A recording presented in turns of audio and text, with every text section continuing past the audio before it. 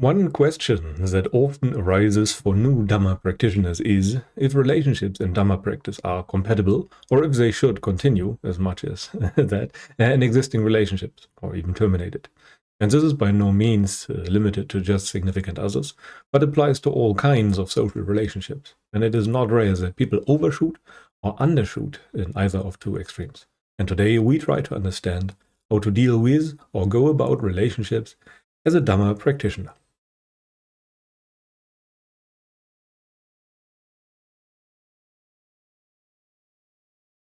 But first, were there cases of advanced practitioners in the suttas who did stay at home and live there with a wife and children?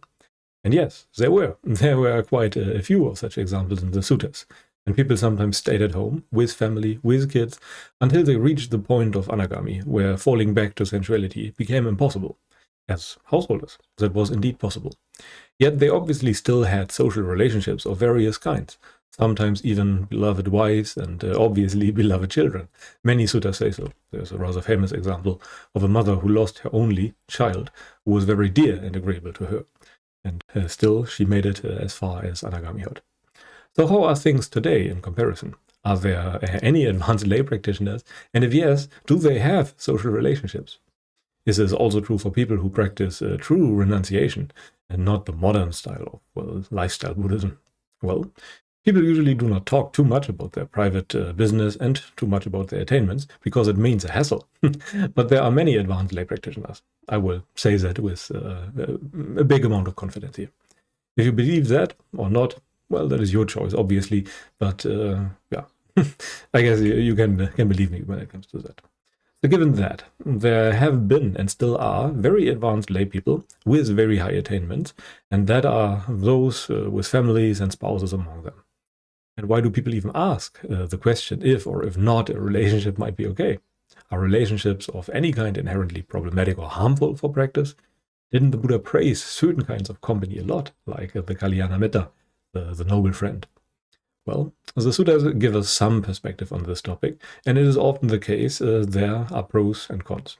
But one thing is for sure, some relationships do offer potential and risks, and that is pretty much always the case, no matter what we do. We all have our own weaknesses, our own set of wrong views, etc. And the first and most problematic or most obvious risk that is tied to relationships of the romantic kind is, well, sexuality. Sexuality is surely among one of the strongest drives in humans, and it is true for our attachments to our spouses and children. Very, very few things are weaker than the connection between a parent and their children. So in a sense, we start with certain default desires as humans, and procreation, survival, family, and all those are surely among them. As long as you stay around those factors, it is difficult, but not impossible, to weaken your attachments. You could compare it with a drug addict who, well, erected his tent next to a big pile of cocaine while trying to get clean. It does not sound like a smart move, does it? And our situation as householders is a bit like that. It's not 100% a 100% fitting example, but there are similarities.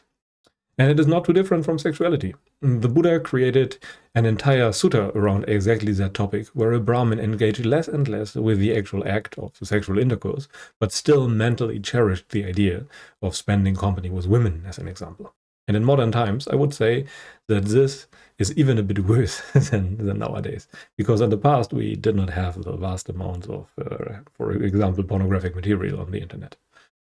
And nowadays, especially young people, usually make relationships about sexuality as the one and only thing that is most important. Back then, that was not necessarily the case, as many advanced practitioners lived at home celibately. They lived together in a family-like arrangement, but did not necessarily have sex. Yet, having the opportunity usually leads to a continued valuing of sexuality for the vast majority of people, I would say. There are probably unicorns of people for this does not apply. Yet, all of that is obviously not true for everyone. The home life might be dusty and crowded on average, but that does not really make a claim about every specific situation. Some people might not even have much of a family left, so what is there to cling to? Some people have few friends and not many social relationships overall. Yet other people are single and can obviously live at home quite effectively when it comes to celibacy. Yet romantic relationships are usually something special, well, special in quotation marks. What many people ask is not if they should continue an established relationship. They ask if they should start a new one or actively look for relationships. And here, things get a bit more difficult. Why do you want to look for a relationship? What would be the benefit, for one, if your Dhamma practice is the number one priority in your life? In the end, only you know your own motivations and can see if your actions and intentions are rooted in something wholesome or are rooted in something unwholesome.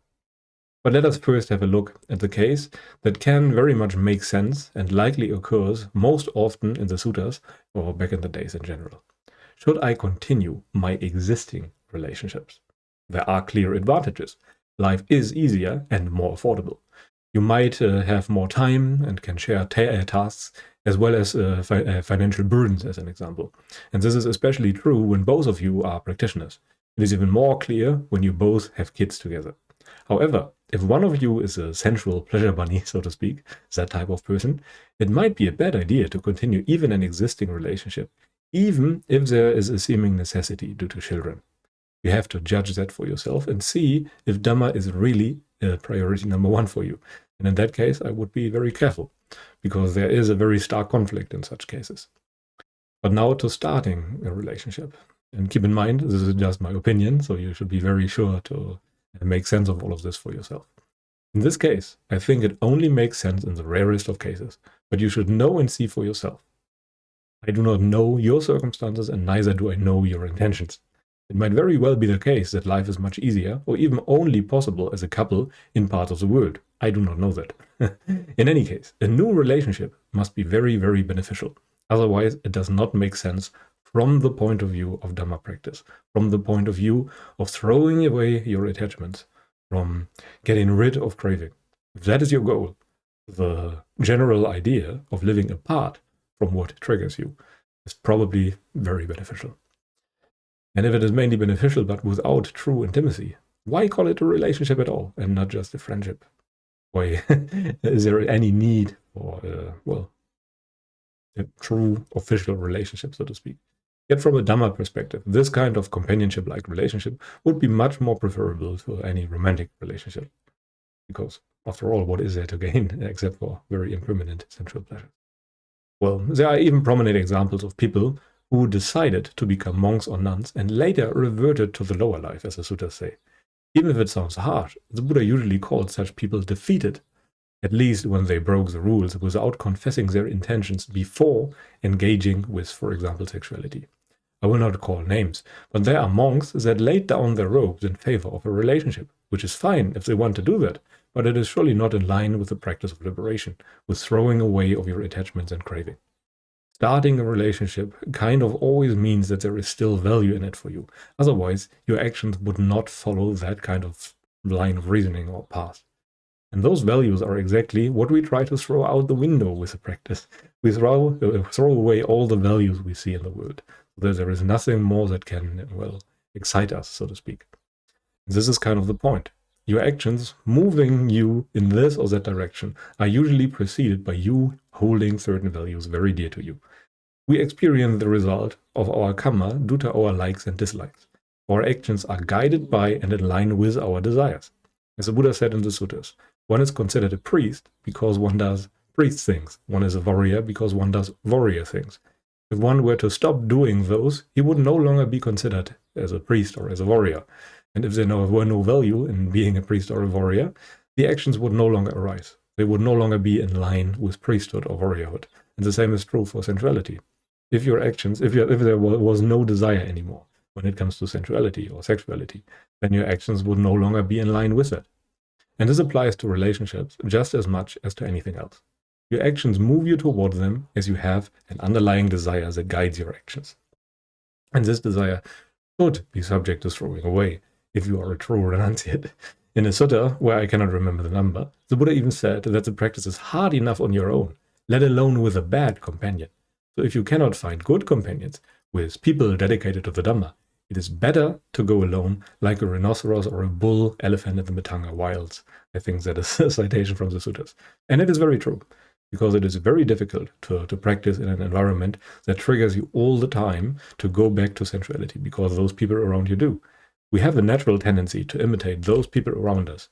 And if all those people around us are of a sensual kind of nature, then you will be drawn with them. And that should be avoided at all cost. Again, if, for example, the right view, stream entry, or full liberation even is your number one priority. And the Buddha essentially said to only spend time with others when they are a good influence, at least in some area. One could even say that in an optimal case, one should mainly spend time with noble individuals, if one can find any. One should even do that if those noble individuals are not very keen on spending time with you, which is kind of the default case, to be honest. And that doesn't mean that you immediately cut ties with everyone else, but it usually means no longer, actively maintaining old relationships as much as you otherwise would. Many of your old friendships will likely naturally end, or so it was, in my case at least. But that is not really a loss, to be honest.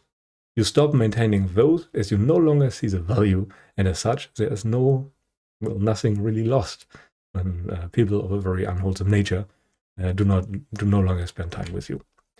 And a common romantic relationship requires at least 10 hours of work a week, as a rule of thumb. There are obviously deviations, but you could very much decide based on that.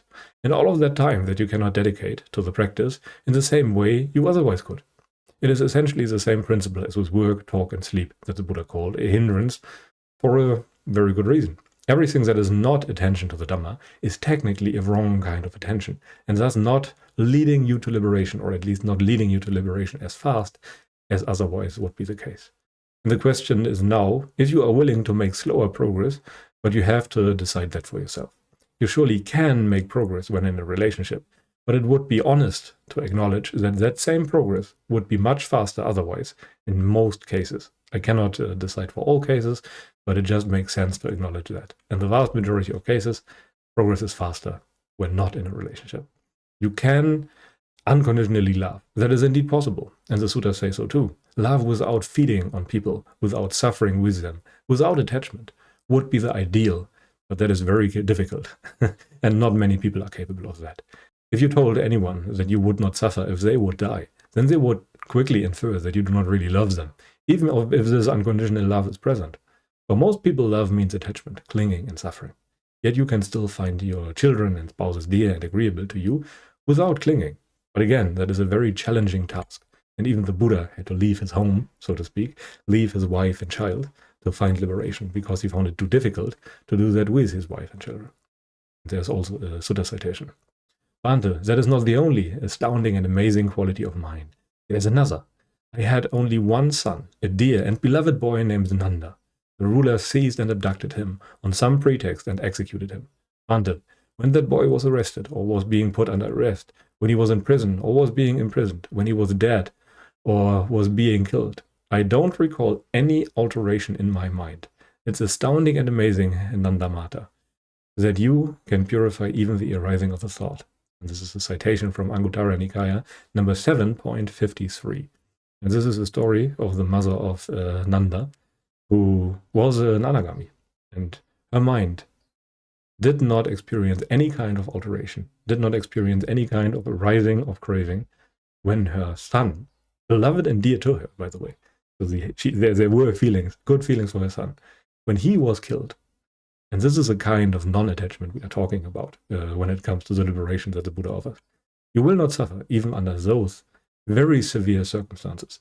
And many people are not very comfortable when it comes to that. So this requires a very stark change in your perspective. But anyway, let us now come to the most important point. First, relationships based on craving and clinging are very problematic for Dhamma practice, and it is usually not a good idea to maintain those. I can say that with a lot of confidence. We have a strong default craving for social things, for relationships, for having kids, for sexuality. All those things are very much there, and living constantly among those possibilities with a person who is very inclined to those things is very difficult.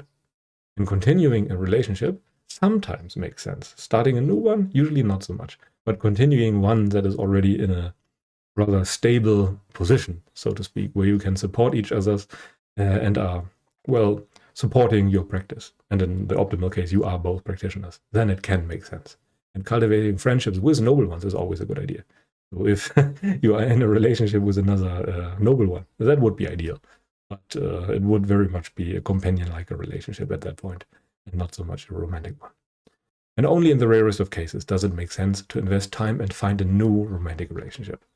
And if you think that is bad news for you, then you can very much infer that Dhamma practice is not your number one priority. Renunciation is not your number one priority yet. It doesn't mean that it won't be at some point.